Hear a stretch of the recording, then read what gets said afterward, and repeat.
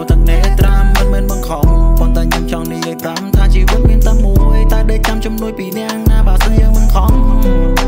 គ្មានអ្វីដែលនៅថិតទេពេលវេលាមិននៅចាំយើងទេ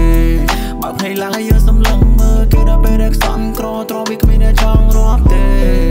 ដំបើមួយនេះសួរថានៅជឿប៉ុន្មានដងអ្នកណាចងអ្នកណាសងវាថាមកជួយមកដោះខែតែចាក់ពេលដែលខ្ញុំបែរក្នុងបននេះវាចេះដល់ខ្សែលើវាចង់ឲ្យយើងនៅក្រោម